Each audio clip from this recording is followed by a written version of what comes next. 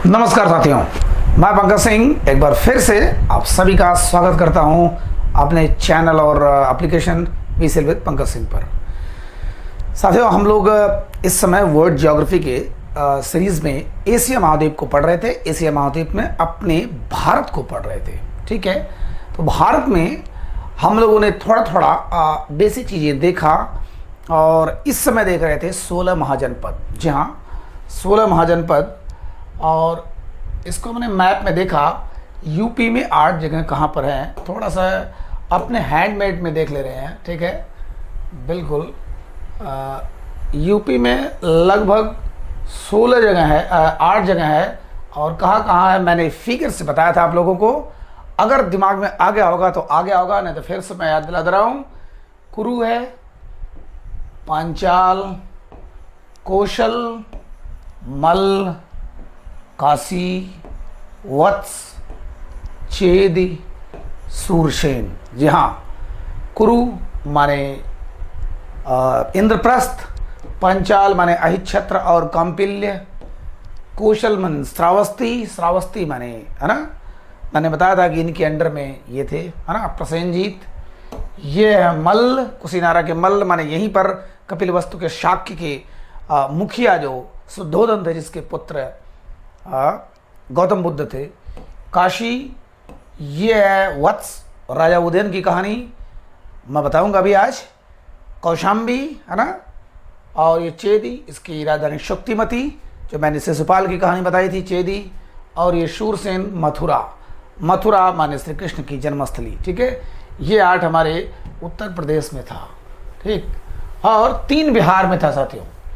महाजनपद माने प्रदेश, उस समय हमारे देश में 16 प्रदेश थे।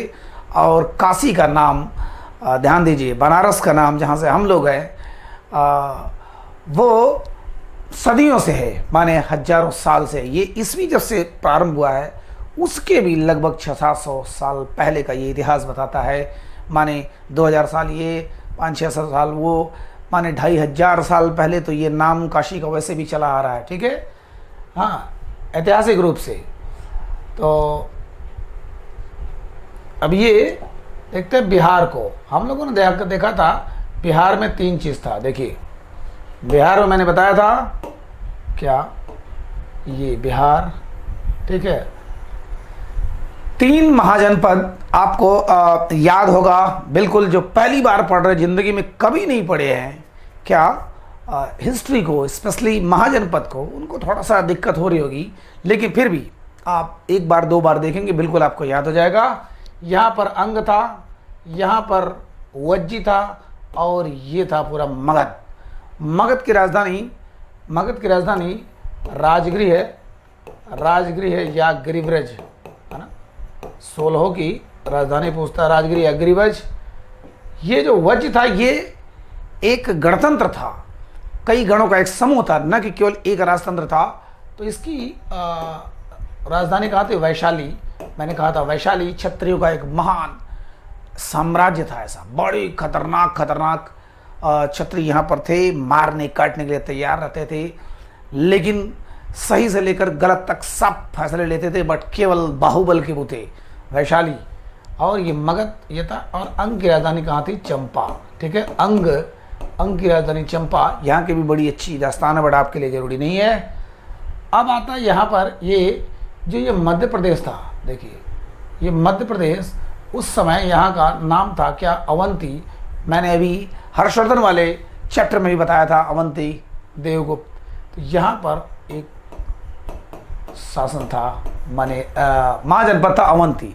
यहाँ के राजा थे चंड प्रद्योत। ठीक है, राजा तो थे प्रद्योत, लेकिन चूंकि उनकी कठोर नहीं थे, थोड़े डिसिप्लिन थे, अनुशासित थे, उनको इसलिए चंड प्रद्योत कहा जाता था। ठीक है, चंड प्रद्योत। और चलिए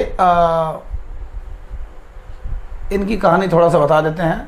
वासव दत्ता। ठीक है, वासव दत्ता इनकी पुत्री का नाम था, वासव दत्ता। साथियों, आपने नाम सुना होगा, स्वप्न वासव दत्ता। बता रहा हूँ अभी। यहाँ पर वत्स थे ही उदयन, माने वत्स की राजधानी कौशाम्बी, और कौशाम्बी के महान राजा उदयन जो वीणा बजाने में बड़े ही पारंगत थे हमारे देश में। जिस प्रकार से कहा जाता है कि 3 सुरों पर नाचने वाली एक मात्र नृत्यांगना हुई वैशाली की नगर वधू आम्रपाली। नगर वधू साथियों, उस समय एक सिस्टम था वैशाली में, जो सबसे खूबसूरत स्त्री होती थी, स्त्री माने लड़की होती थी, उसको नगर वधू माने गणिका माने वैश्या बना दिया जाता था, सबसे सुंदर। तो वहाँ पर सुंदरता भी एक अभिशाप था। एक लड़की आम्रपाली आम के नीचे पाई गई थी, पता नहीं किसकी लड़की थी, नहीं पता चला।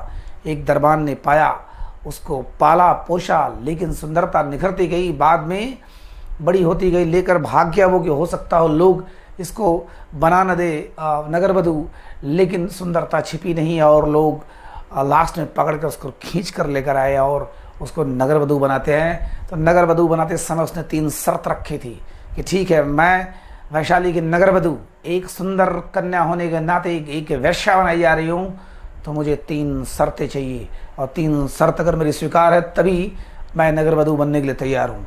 तो उसने 3 शर्त रखा था, ठीक है, कि मुझे जो यहाँ का सबसे बेहतरीन जो राजप्रसाद है, राजमहल है, उसको दे दिया जाए, उस राजमहल की किलेबंदी कर दिया जाए, पूरा चारों तरफ से किलेबंदी कर दिया जाए, और कोई भी आए तो रोका टोकी नहीं किया जाए जो मुझसे मिलने आए। ये तीनों शर्तें यद्यपि वैशाली के क्षत्रियों को मंजूर नहीं था, लेकिन उसको पाने के लिए किसी भी हद तक तैयार थे और तीनों शर्तों को माना गया। उसी 3 शर्तों की बदौलत आम्रपाली ने वैशाली से बदला लिया, कायदे से बदला लिया। ठीक है, पहली बात कि कोई भी आने जाने मिलने माने कभी भी जासूस आ सकते थे और पूरे साम्राज्य को तहस नहस कर सकते थे।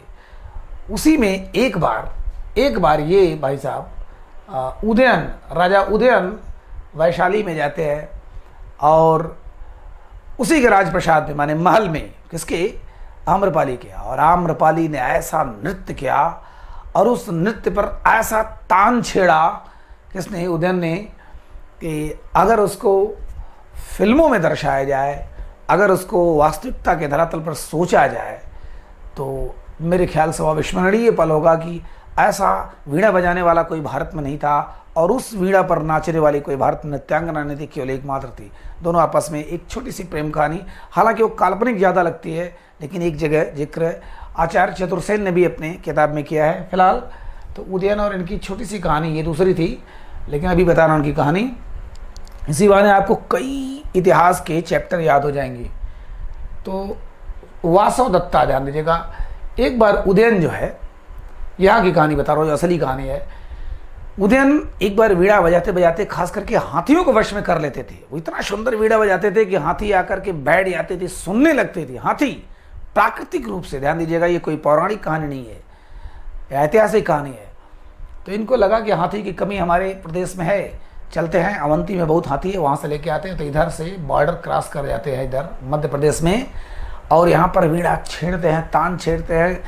कई हाथी आकर बैठ जाती है और लोग जितने इनके सैनिक थे उन्होंने बांध दिया, अंकुश लगा दिया। उसके बाद लेके जाने ही वाले थे कि चंड प्रद्योत को पता लगा और चंड प्रद्योत ने इनको पकड़ लिया। पकड़ने के बाद जेल खाना में, कैद खाना में बंद कर दिया कि तुम्हारी इतनी औकात हो गई कि हमारे प्रदेश से हाथियों को हाँक कर ले जा रहे हो, वश में करके ले जा रहे हो, चलो। तो जब वहाँ जेल में रहने लगी तो उनकी वीणा की कारीगरी सुन करके उनकी जो लड़की थी वासव दत्ता उनसे मिलने जाती है। खूबसूरत थे, राजा थे, वहाँ प्रेम होता है, फिर फिल्मी ढंग से कुचक्र होता है और छुड़ाने का वो दूसरा सिस्टम होता है। लेकिन वासव दत्ता अपने पिताजी से खुद बोल देते कि एक राजा हैं और आपको पता है कि मैं संगीत की बहुत बड़ी प्रेमी हूँ, अगर इनसे मेरा विवाह हो जाता है तो मेरी संगीत की इच्छा भी पूरी हो जाएगी और आपका भी इच्छा कि नहीं एक राजा की, हाँ मतलब बहू बनेगी, ठीक है, राजा की पत्नी बनेगी। तो थोड़ा बहुत तामझाम हुआ, लेकिन अंततोगत्वा वासव दत्ता और उदयन की शादी हो गई। वासव दत्ता हाँ चली गई कहाँ पर, कौशाम्बी में, वत्स में, और बड़े सुखी से लोग रहने लगे। बहुत ही ज़्यादा प्रेम था दोनों के बीच में। हाँ, यह कोई शारीरिक मोह नहीं था, यह आत्मिक उनका बहुत ज़्यादा प्रेम था दोनों के बीच में, राजा उदयन और वासव दत्ता के बीच में।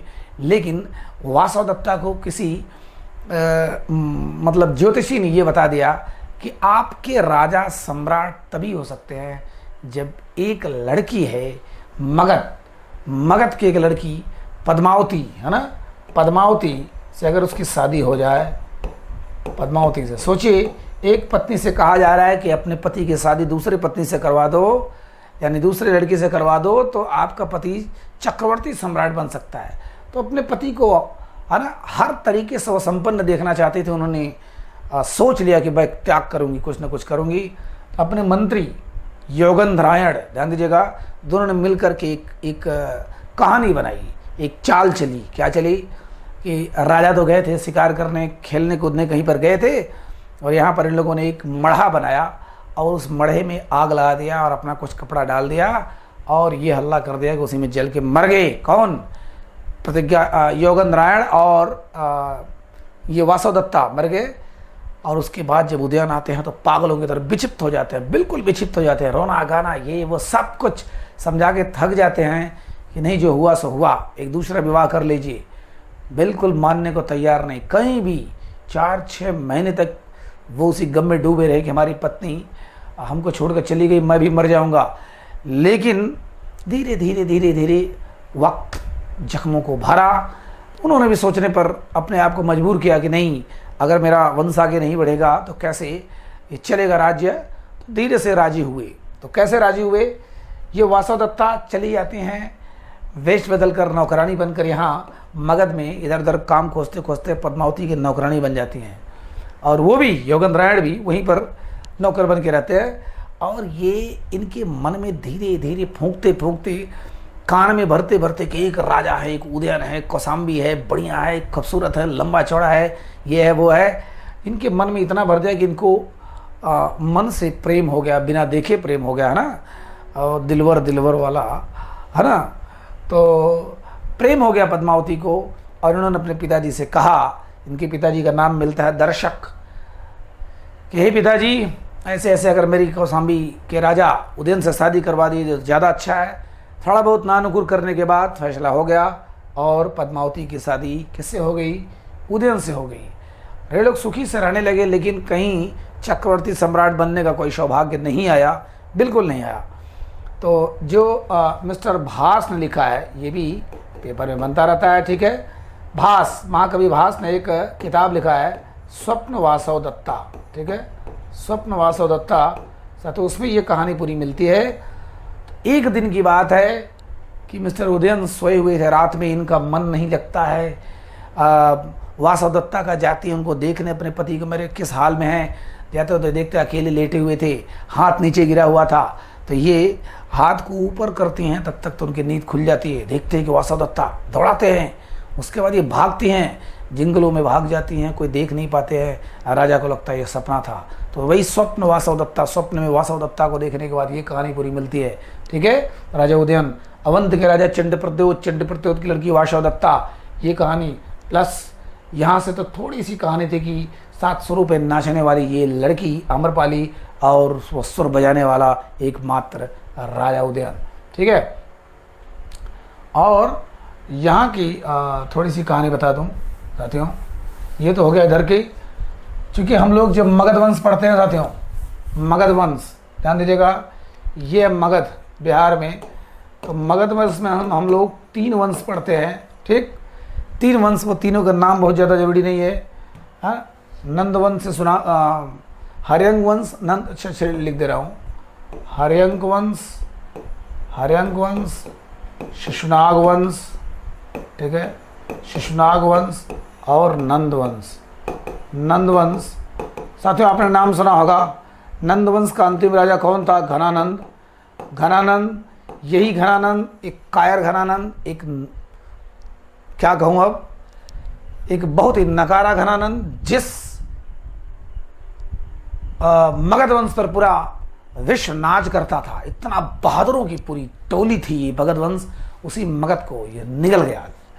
इसने लाश पर भी कर लगाया था कि नहीं, तभी आप जला सकते हो लाश को, तभी आप जब तक उसको टैक्स नहीं देते हो, ठीक है।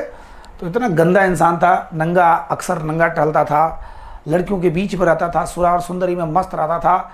और चाणक्य को इसने, खास करके हिंदू धर्म के जितने पुरोधा थे, ये बौद्ध धर्म की तरफ झुकाव था, लेकिन नकली बौद्ध धर्म, क्योंकि बौद्ध धर्म कभी भी ईर्ष्या करना नहीं सिखाता है। तो ये इसने चाणक्य की चुंडी खींचा था, पकड़ के बेइज्जत किया था चाणक्य को। चाणक्य के पिताजी चाणक्य को भी मरवाया था। ठीक है। और उसके बाद वहीं पर चाणक्य ने संकल्प लिया था, शपथ लिया था कि जब तक मैं इस नंद वंश का विनाश नहीं कर दूंगा तब तक इस चुटिया को नहीं खोलूंगा। और फिर लास्ट में एक लड़के को तैयार करते हैं, चंद्रगुप्त मौर्य को, छोटा सा बच्चा चंद्रगुप्त मौर्य को तैयार करते हैं और अंततोगत्वा इनको मरवा देते हैं। घनानंद को मरवा के मौर्य वंश बनता है। यानी मगध वंश के बाद कौन सा वंश आता है? मौर्य वंश। साथियों, मौर्य वंश से 3 ही राजा हुए। एक थे चंद्रगुप्त मौर्य, ठीक है, दूसरे थे बिंदुसार, ध्यान देना, बिंदुसार, बिंबिसार नहीं, और तीसरे थे सम्राट अशोक। सम्राट अशोक का नाम आप सब ने सुना होगा, महान राजा। सम्राट अशोक, बिंदुसार, चंद्रगुप्त, 3 ही मेन राजा हुए थे। ठीक, किस वंश में? मौर्य वंश में। मौर्य वंश किसको मारकर बना था? नंद वंश को। और नंद वंश किस वंश का वंश था? वो था मगध वंश का। तो मगध वंश में, हर्यक वंश में, इसमें एक राजा हुए थे बिंबिसार। अभी मैं बता रहा हूं, बिंबिसार, ठीक है। ये इसमें थे बिंदुसार, ये थे बिंबिसार। हर्यक वंश, शिशुनाग वंश, नंद वंश। हर्यक वंश यानी मगध में पूरे 16 महाजनपद में सबसे मजबूत था मगध। और वो किस वंश के थे? हर्यक वंश। हर्यक वंश माने मगध में 3 वंश था। हर्यक वंश के कौन थे? बिंबिसार। बिंबिसार का बेटा अजातशत्रु, ठीक, अजातशत्रु। साथियों, जयशंकर प्रसाद का नाटक है अजातशत्रु, अजातशत्रु, ठीक है। उसके बाद और जो भी हुआ, लेकिन आपको 2 ही नाम याद रखना है ये, ठीक। राजा उदयन हुए थे, वो उदयन, वो वत्स वाले उदयन नहीं, ये उदयन दूसरे थे, लेकिन हमको केवल 2 ही नाम याद रखना है, बिंबिसार, अजातशत्रु। चलिए अब देखते हैं यहाँ पर। तो यहाँ के राजा कौन थे? यहाँ के राजा थे बिंबिसार, ध्यान देना, बिंबिसार। ये बिंदुसार नहीं, बिंदुसार तो नंद वंश के थे, बिंबिसार हर्यक वंश के थे। यहाँ के राजा बिंबिसार। और ये जो कौशल था, श्रावस्ती, यहाँ के राजा कौन थे? प्रसेनजीत, ठीक है, प्रसेनजीत। तो प्रसेनजीत यहाँ के राजा थे। और राजा क्या थे? राजा के पुत्र थे, इनके पिताजी का नाम था महाकौशल, महाकौशल, ठीक है। और महाकौशल को एक लड़की थी, महाकौशला, बस ये नाम जानिए, महाकौशला, ठीक है। एक लड़की और एक लड़का प्रसेनजीत। तो महाकौशल बहुत ही अच्छे राजा थे, इधर बिंबिसार बहुत अच्छे राजा थे। मगध के राजा बिंबिसार, श्रावस्ती के राजा महाकौशल। इनके पुत्र प्रसेनजीत, ये बिल्कुल इनसे पटती नहीं थी दोनों से, वो चाहते थे कि इनको मार के राज करे। इनके पुत्र अजातशत्रु, इनसे नहीं पटते थे बिल्कुल, अजातशत्रु, ठीक है, अजातशत्रु इनसे नहीं पटती थी, ये हमेशा मार के राजा बनना चाहते थे। तो हुआ क्या, ये तो बात की बात है, लेकिन ये बाप ने, महाकौशल ने अपनी पुत्री महाकौशला की शादी बिंबिसार से कर दिया था। मतलब कि महाकौशल के दामाद थे कौन? बिंबिसार। और महाकौशला यहाँ की बहू थी, कहाँ की? मगध की। किस वंश की? हर्यक वंश की, ठीक है। और उन्होंने ये काशी जो है, काशी दहेज में दे दिया था। काशी इनके अंडर में था, कौशल के अंडर में काशी था। उन्होंने दहेज में किसको दे दिया था? ये मगध वंश को दे दिया था, बिंबिसार को दे दिया था। एक दिन ऐसा क्या हुआ कि अजातशत्रु ने अपने पिता को मार दिया, बिंबिसार को मार दिया। चूंकि ये गौतम बुद्ध के जो चचेरे भाई देवदत्त माने जाते हैं, आपने इसका नाम सुना होगा कि गौतम बुद्ध को मारने का बहुत बार प्रयास किया। जो बत्तख वाला था कि मारने वाले से बचाने वाला बड़ा होता है, बड़ी बड़ी कहानियाँ उस देवदत्त के साथ ही थे। अजातशत्रु थोड़ा सा अजीब था, ठीक है। तो अजातशत्रु ने मार दिया किसको? बिंबिसार को। और जब बिंबिसार को मार दिया तो यहाँ जो महाकौशला थी विधवा हो गई। इन्होंने क्या काम किया? और हाँ, इन्होंने अपने बाप को मार दिया। प्रसेनजीत ने महाकौशल को मार दिया, चलिए वो खत्म हो गए। इन्होंने इनको मार दिया। अब जब बिंबिसार मर गए तो इनकी जो बहन थी वो विधवा हो गई। इन्होंने क्या काम किया? अपनी बहन को बुला लिया अपने पास और काशी को ले लिया। काशी जैसा क्षेत्र जहाँ से बहुत आर्थिक आय होती थी बहुत ज़्यादा, उसको ले लिया। तो जब काशी को ले लिया तो समझ सकते हैं कि अब दुश्मनी हो जाएगी मगध और यहाँ पर श्रावस्ती में, यानी कौशल में दुश्मनी हो जाएगी। और दुश्मनी हो गई। इन्होंने, अजातशत्रु ने हमला किया किस पर? प्रसेनजीत पर। अजातशत्रु ने प्रसेनजीत पर हमला किया। पहले तो जीत गया बंदा, क्योंकि मगध था, ये भी बहुत बहादुर था, ये भी श्रावस्ती की सेना भी बहुत बहादुर थी, लेकिन ये जीत गया, लेकिन फिर हार गया। हार कर पकड़ा गया, पकड़कर यहाँ जेल में डाल दिया गया। तो फिर वही कहानी हुई जो वहाँ हुई थी। प्रसेनजीत की पुत्री वाजिरा से प्रेम हो गया। वाजिरा, प्रसेनजीत की एक पुत्री थी वाजिरा, इनसे प्रेम हो गया, अजातशत्रु से शादी हो गई और दोनों की शादी हो गई तो दोनों में फिर से संबंध हो गया, तो बहुत बड़ी बात नहीं हुई। ठीक है, तो प्रसेनजीत इधर अपने बाप को महाकौशल को मारा था, अजातशत्रु बिंबिसार को मारा था, और एक प्रसेनजीत का पुत्र था विदुडव। साथियों, विदुडव, थोड़ी सी इसकी कहानी बता दे रहा हूँ। विदुडव, ठीक है, आपके लिए हो सकता है बहुत ज़्यादा इंपॉर्टेंट ना हो, लेकिन आपको याद हो जाएगा। प्रसेनजीत का पुत्री थी वाजिरा और पुत्र था विदुडव। थोड़ा सा काला कलूटा था ये। तो हुआ क्या था, प्रसेनजीत का कब्जा किस पर था, हमने बताया था मल्ल पर, जहाँ शुद्धोधन थे जो गौतम बुद्ध के पिताजी थे, वो स्वतंत्र नहीं थे, वो अंडर में थे, किसके, कौशल के, प्रसेनजीत के अंडर में थे। तो उन्होंने एक बार सबक सिखाने के लिए कहा कि यहाँ पर ये क्षत्रियों का संघ था, ये केवल आपस में शादी करते थे। शुद्धोधन, भगवान बुद्ध एक क्षत्रिय थे, लेकिन वो ऐसे वंश में पैदा हुए थे कि जहाँ पर उन्हीं के रक्त परिवार में शादी होती थी कि हमारा रक्त बदल न जाए, क्षत्रिय रक्त है, ये वो दुनिया भर की अपनी सारी चीज़ें उनका सिस्टम था। तो एक बार सबक सिखाने के लिए प्रसेनजीत ने भेजा शुद्धोधन के पास। शुद्धोधन के पास गए, शुद्धोधन एक राजपूत लड़की माने क्षत्रिय लड़की हमको दो, ठीक है, हम शादी करना चाहते हैं, अब अपना रक्त बदलना चाहते हैं। अब शुद्धोधन तो खोल गया, या उनकी पूरी साख के गण खोल गई, कपिल वस्तु पूरा खोल गया, लेकिन कर क्या सकते थे, उनके अंडर में थे, टैक्स देते थे, नहीं करोगे तो हटा देंगे राजा। तो उन्होंने एक दासी को तैयार किया था, शुद्धोधन वही गौतम बुद्ध के पिताजी, उन्होंने एक दासी को तैयार किया और राजपूत बना करके, क्षत्रिय बना करके, ठीक है, राजपूत शब्द तो बहुत बाद में आया, पहले क्षत्रिय ही था, तो उन्होंने बना के भेजा और शादी हो गई। वो तो समझ रहे हैं कि हम राजपूत मतलब क्षत्रिय से शादी कर रहे हैं, और उसी से ये पैदा हुआ था विदुडव। विदुडव, लेकिन इसको शुरू से ये लगता था कि मैं कोई राजपुत्र नहीं हूँ। एक तो शरीर चेहरा देख कर ऐसा नहीं लगता था कि वो राजा का पुत्र है, दूसरा उसको कुछ जगह से सबुगाहट मिली थी कि नहीं कुछ गड़बड़ जरूर है। तो विदुडव जब बड़ा हुआ और अपने बाप से बिल्कुल पटता नहीं था, जो बाप अपने बाप को मारता पीटता है उसका बेटा उसके साथ वैसे ही करता है। लगभग मैंने खुद ही हजारों उदाहरण देखा है अपने अगल बगल ही, ठीक है। इसलिए कम से कम पिता पुत्र का जो स्थान होना चाहिए, है ना, वो आप समझदार हैं, क्या कहूँ। विदुडव ने सोचा कि देखूं बात क्या है। एक बार गया, फिर से गया यहाँ पर कपिलवस्तु में गया, जहाँ के शुद्धोधन थे, जहाँ के गौतम बुद्ध थे, ठीक है, वो मर चुके थे। गौतम बुद्ध शुद्धोधन मर चुके थे, गौतम बुद्ध जी सन्यासी हो चुके थे। दूसरा राजा था, हमने बताया ना गणों का समूह था मल्ल, उसमें अलग अलग राजा बनते रहते थे। ये गया वहाँ पर और लोग तो खौल गए कि दासी का पुत्र आया है, इस क्षत्रिय खानदान में आया है। उस समय ये सब बहुत चीज़ें थी। तो ज्यों ही वो जानबूझ के अपना तलवार छोड़ करके चला जाता है बाहर, और फिर आता लेने, देख रहा है कि वहाँ पर दूध से धोया जा रहा है उसका सारा जगह। माने मैं आया था तो मुझे म्लेच्छ समझकर म्लेच्छ समझ लिया गया और उसको धोया जा रहा था। तब उसने कहा कि ठीक है, मैं समझ गया मैं कौन हूँ और इसका सबक सिखाऊंगा। वो आकर हमला करता है और पूरे तहस नहस कर देता है, कपिलवस्तु को बर्बाद कर देता है। वहाँ से सारे क्षत्रिय लोग भाग जाते हैं। भागकर कहा जाता है कि बस्ती में लोग आते हैं, बस्ती यूपी की बस्ती में, और वहीं मोर और पाल लेते हैं। फिर उसके बाद मौर्य काल आते हैं, फिर बाद में क्या क्या होता है वो सब छोड़िए। लेकिन हाँ, विदुडव की गड़बड़ी ये थी कि जो ही वो मार पीट के आ रहा था नदी में बह गया, मर गया, पूरी सेना के साथ भाग गया। कौन? विदुडव। छोटी सी कहानी, इधर कौशल की कहानी प्रसेनजीत, और इधर मगध की कहानी बिंबिसार और अजातशत्रु। ध्यान देना, बिंबिसार था, बिंदुसार अशोक के पिताजी का नाम था, ठीक। तो ये है मगध, मगध वंश, ठीक है। वैशाली था, अंकी राजधानी चंपा। इसकी बहुत ज़्यादा कोई कहानी किस्सा आपको नहीं जानने की जरूरत है, ठीक है।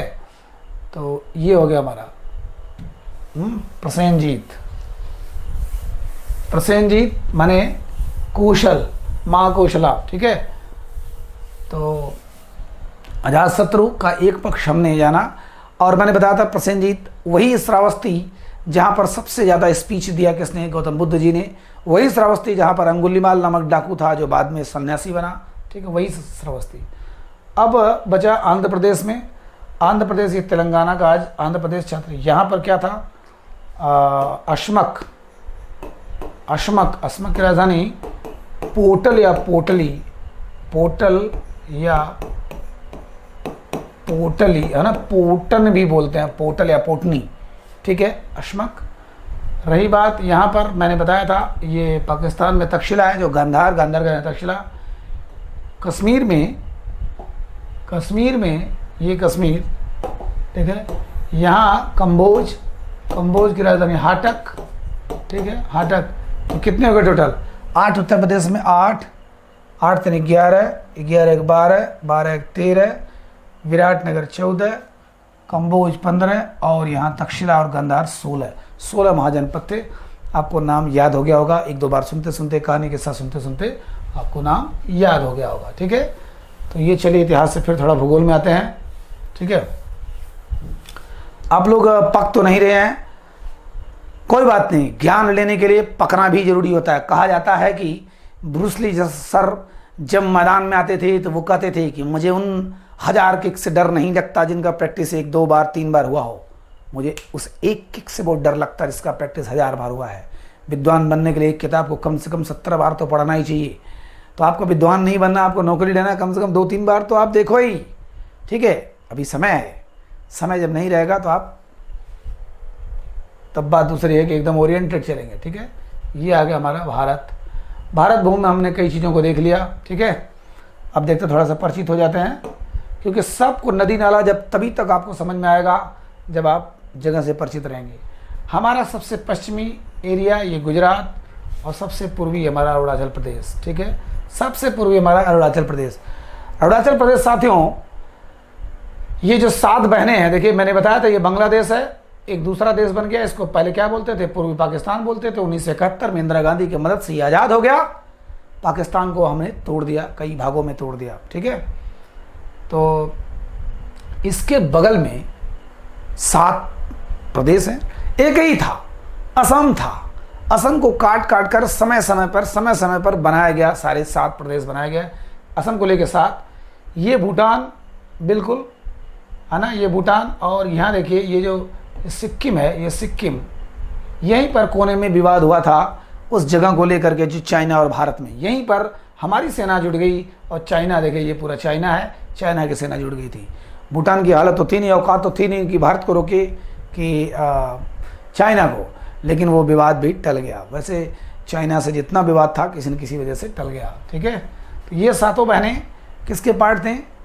असम के पार्ट थे। और असम को काट कर समय पर बनाया गया। कौन कौन? मेघालय, त्रिपुरा, मिजोरम, मणिपुर, नागालैंड, अरुणाचल प्रदेश, ठीक है। अरुणाचल प्रदेश को पहले नेफा भी बोलते थे, हम लोग आगे चल के देखेंगे। अब चलिए आपसे एक सवाल कर रहा हूँ। हमने बताया था साथियों, हमने बताया था, चलिए इसी बहाने फिर से एक बार आपका क्लियर हो जाए भूगोल का। ये जो मैंने बताया था, ये गोला का बीच में क्या है? भूमध्य रेखा। यस, भूमध्य रेखा। ये सारी रेखाएं क्या थी? अक्षांश रेखा, ठीक है। अक्षांश रेखा जो ये हॉरिजॉन्टल है, जो क्षैतिज रेखा है, ये अक्षांश रेखा, ठीक है। काल्पनिक रेखा, कितनी रेखाएं? 181, 180, तो ऐसे ऐसे है। और एक इसको लेकर के 0 अंश, इसको लेकर 181। हमने देखा था ये 0 अंश देशांतर रेखा। अब उसके बाद, ठीक है, ये जितनी थी ये काल्पनिक, इसको हम लोग बोलेंगे जो ऊर्ध्वाधर रेखा है, जो वर्टिकल रेखा है, इसको हम लोगों ने बोला था देशांतर। 180 उधर, 180 उधर। तो भारत की स्थिति क्या थी साथियों? ये जो ये कर्क रेखा, ये कर्क रेखा हमने बताया था, ये मकर रेखा है ना, 23.5 अंश इधर कर्क रेखा, 23.5 अंश इधर मकर रेखा। लेकिन हमारे भारत की स्थिति कितनी थी? 8 से 37, 68 से 97। फिर से याद करिए, ये अक्षांश हमारा है 8 से 37 लमसम में, और ये हमारा देशांतर है। और कौन सा अक्षांश है? उत्तरी अक्षांश है। देशांतर कौन सा है? पूर्वी देशांतर। माने हम लोग कहाँ थे भारत में? पहली बात कि उत्तरी अक्षांश माने यहाँ से तो होता नहीं, हम लोग ये दक्षिणी गोलार्ध है, उत्तरी गोलार्ध माने हम लोग इसके ऊपर ही थे, हम लोग इसके ऊपर ही थे। और किस देशांतर में? पूर्वी, माने ये जो है ये पूरा भाई ये पश्चिम देशांतर, तो हम लोग इसका मतलब इतने में ही थे, इतने में ही थे। अब इतने में कहाँ से कहाँ तक थे? 8 से 37।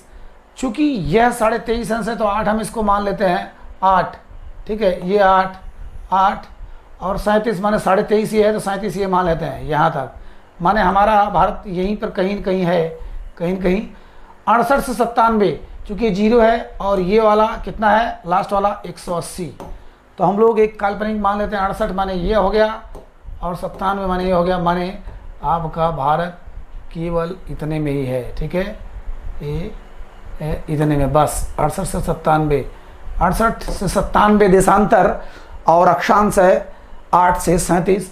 इसी के बीच में देखिए बीचों बीच कर्क रेखा गुजरी है, माने हमारे भारत के बीचों बीच कर्क रेखा गुजरती है, 8 प्रदेशों से होकर गुजरती है। अब आपको बताना चाहती हूँ 8 वो कौन से प्रदेश हैं। सिर्फ मैं 2 आपको नाम बता दे रहा हूँ, बिल्कुल जो हो सकता हो आपको भटक रहा हो, भूल रहा हो, ठीक है। देखिए अब 8 प्रदेशों से होकर गुजरती है, ऐसे बिल्कुल बीचों बीच गुजरती है, लेकिन आपको सिर्फ बता दे रहा हूँ ये मिजोरम, चलिए अच्छा आप इसको समझ गए होंगे। मिजोरम और त्रिपुरा, त्रिपुरा और मिजोरम यहाँ पर जो देखिए इधर ये त्रिपुरा और ये मिजोरम, इन दोनों को काटते हुए ऐसे निकलती है। माने हमारे भारत के बीचों बीच से कर्क रेखा 8 प्रदेशों को काट कर निकलती है। और आपको बताना है, मैं तो बता दूंगा आपको 60 से याद हो जाएगा, ठीक है, 60 से याद हो जाएगा, लेकिन आपको बताना है 8 प्रदेश कौन कौन है, लिख करके कमेंट करके बताना चाहती हूँ, ठीक। तो इधर हो गया हमारा, हाँ 2 है जो बांग्लादेश की इधर त्रिपुरा मिजोरम, त्रिपुरा मिजोरम ये हमारा है, ठीक है। मणिपुर नागालैंड, नागालैंड माने नाग लोग मणि लेकर मजा करते हैं, ठीक है। नागालैंड, मणिपुर, मिजोरम, नाग लोग जो है मणि लेकर के मजा करते हैं और त्रिपुरम त्रिपुरम त्रिपुरम करते हैं, माने शिवतांडव का त्रिपुरम करते हैं।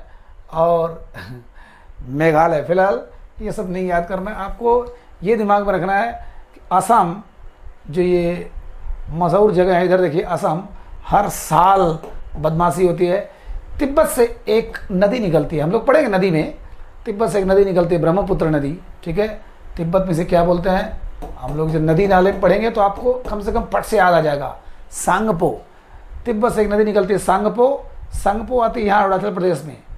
अरुणाचल प्रदेश में दिहांग नाम से होती है, देखिए इसके 4 नाम हैं, दिहांग नाम से प्रवेश करती है हमारे भारत में तबाही मचाते हुए। कहा जाता है किसी पर चाइना एक बांध बना रहा है, बांध बन चुका है, अगर उसने जिस दिन ब्रह्मपुत्र को खोल दिया, तोड़ दिया, उस बांध को तोड़ दिया तो आधा पूरा ये भारत का पूर्वोत्तर भारत बह जाएगा। वास्तव में बिना तोड़े हर साल इतनी तबाही होती है, इतना ज़्यादा बाढ़ आता है, अभी इस साल भी। तो जब अगर तोड़ देगा वो पूरा, इतना रोकने के बाद वो हाल है, बांध अगर बांध तोड़ देगा तो आधा भारत बह जाएगा इधर का। फिलहाल ये दिहांग नाम से असम में इसको ब्रह्मपुत्र कहा जाता है, ठीक है। असम में इसको ब्रह्मपुत्र कहा जाता है, ठीक है। और ये लास्ट में इधर से होते हुए बांग्लादेश में आते हैं, बांग्लादेश में इसे जमुना कहा जाता है। क्या कहा जाता है? जमुना, ठीक है। तो इसका यहाँ पर जी हाँ, इधर से गंगा मिलती है और इधर से ब्रह्मपुत्र मिल जाती है, ठीक है। तो इसके 4 नाम हो गए, कौन कौन? सांगपो, दिहांग, ब्रह्मपुत्र, जमुना। यमुना नहीं, जमुना, जमुना, इसके 4 नाम हो गए, किसके? ब्रह्मपुत्र नदी के। वैसे देखा जाए अपने स्रोत से लेकर के तो सबसे बड़ी नदी है भारत की, लेकिन भारत में बहने वाली सबसे बड़ी नदी गंगा नदी है, ठीक है।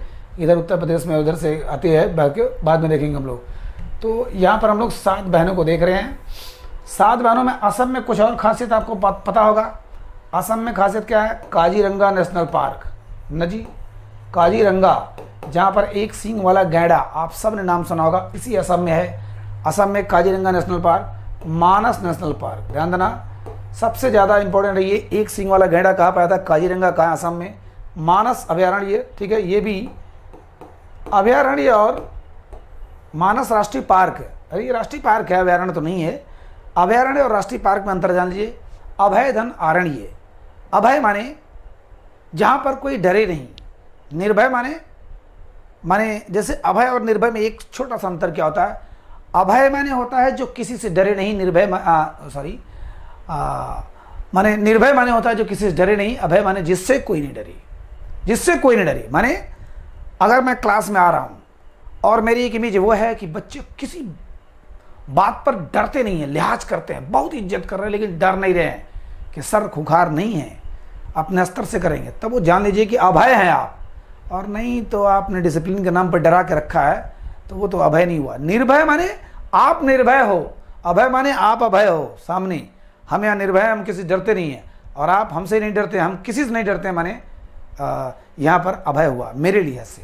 ठीक है, तो अभयारण्य, अरण्य माने जंगल, ऐसे बिंदास जंगलों में ऐसे जंतु जानवरों को रखा जाता है जहाँ पर अभय होकर जिंदा रहे, बिल्कुल वो विचरण कर, स्वतंत्र विचरण कर सके। तो काजीरंगा और मानस अभयारण्य। ठीक है, एक चीज और है, माजुली द्वीप साथियों, माजुली द्वीप माने नदी द्वीप, दुनिया का सबसे बड़ा नदी द्वीप माना जाता है, यद्यपि अब थोड़ा सा इसमें अंतर हो गया। माजुली द्वीप, अब सोचिए ये ब्रह्मपुत्र नदी इधर आ रही है, अब आते आते अपने साथ मिट्टी गाद लेकर आती है, जमते जमते जमते जमते जमते बहुत बड़ा मिट्टी का द्वीप बन गया इसी में, और दुनिया का सबसे बड़ा नदी द्वीप माना जाता है। और द्वीप तो जाने पहाड़ का होता है, समंदर के बीच में होता है, लेकिन नदी द्वीप, ये नदी, इसको बोलते हैं माजुली द्वीप, दुनिया का सबसे बड़ा नदी द्वीप। तो तीन चीज़ें भी बेसिक में रखो, क्या, असम में। अरुणाचल प्रदेश में हमको क्या देखना है, इसको बोलते थे पहले नेफा, बताऊंगा नेफा क्या है, नॉर्थ ईस्ट फ्रंटियर है ना। तो और इसको देखना है कि यहाँ पर घुसती है ब्रह्मपुत्र नदी।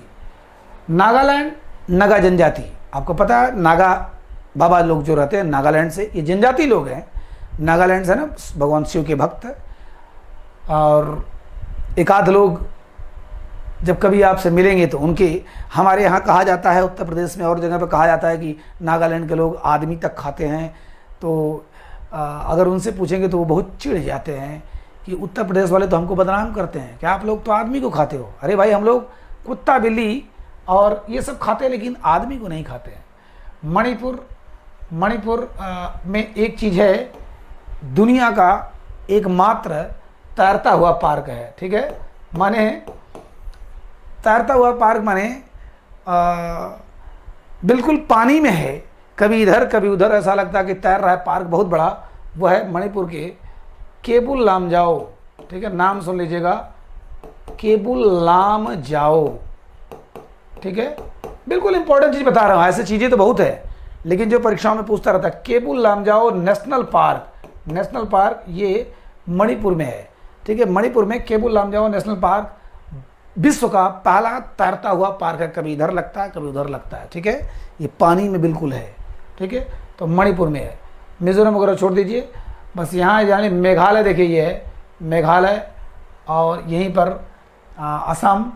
तो यहाँ पर आपने नाम सुना होगा मौसीनराम चेरापूंजी, जो पहले सुनते थे, सबसे ज़्यादा पूरे भारत में बारिश यहीं होती है।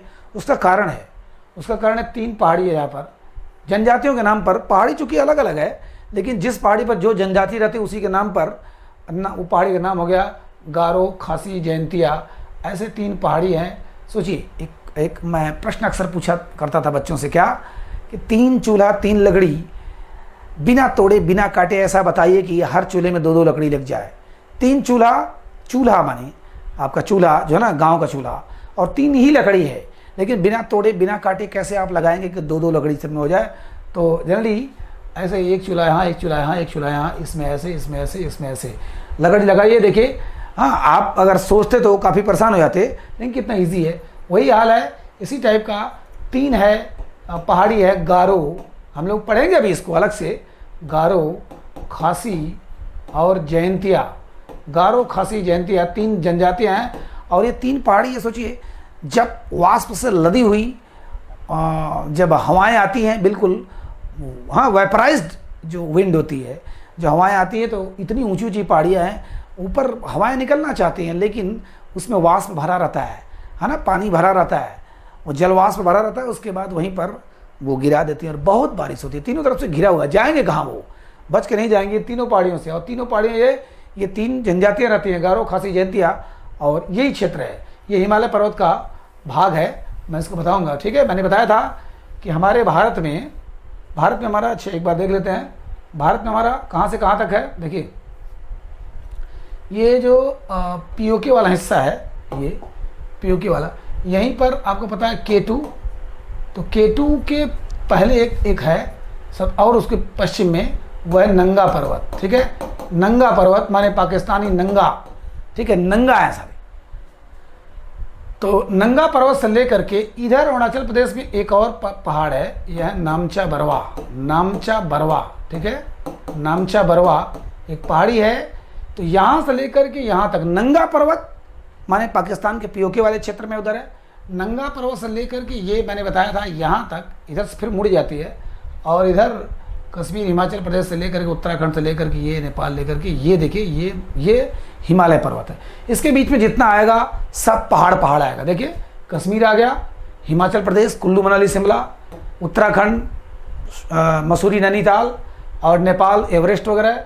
इधर देखिए सिक्किम है जो हमारा कंचनजंगा, और फिर इधर भूटान तो पूरी पहाड़ी एरिया है ही, और इधर फिर गारो खासी जयंतिया है और भी पहाड़ियाँ हैं, माने हिमालय का ये भाग है। हम लोग पढ़ेंगे इसको, ठीक है। नंगा पर्वत से लेके नामचा बरवा, नामचा बरवा है तो तिब्बत में, लेकिन बॉर्डर पे है अरुणाचल प्रदेश में, हमारा भी है।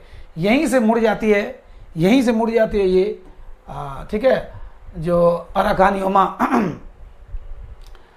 तो यहीं से मुड़ करके और लास्ट में देखिए यहाँ निकलती है, मतलब समंदर में डूब जाती है और यहाँ निकलती है, और अंडमान निकोबार, इसी हिमालय का ही भाग है वो, अंडमान और निकोबार, ठीक है।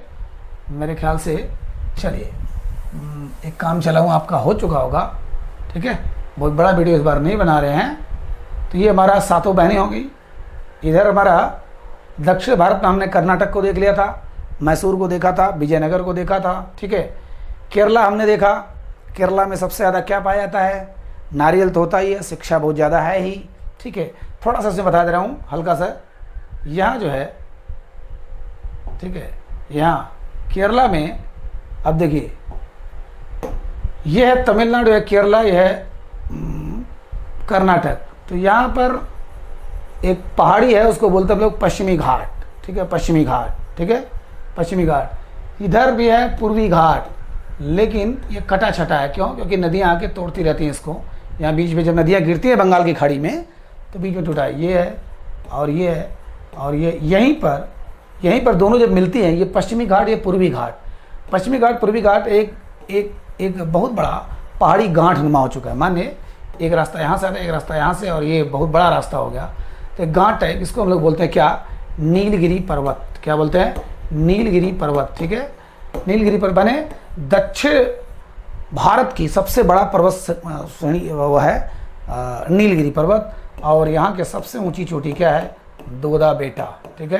तो दोदा बेटा में दो कहानी, नीलगिरी पर्वत की सबसे ऊंची चोटी दोदा बेटा, पूरे दक्षिण भारत की सबसे ऊंची चोटी दोदा बेटा, ठीक है। तो दोदा बेटा किसके? नीलगिरी। इसी नीलगिरी पर्वत पर क्या है? इलायची पहाड़ी।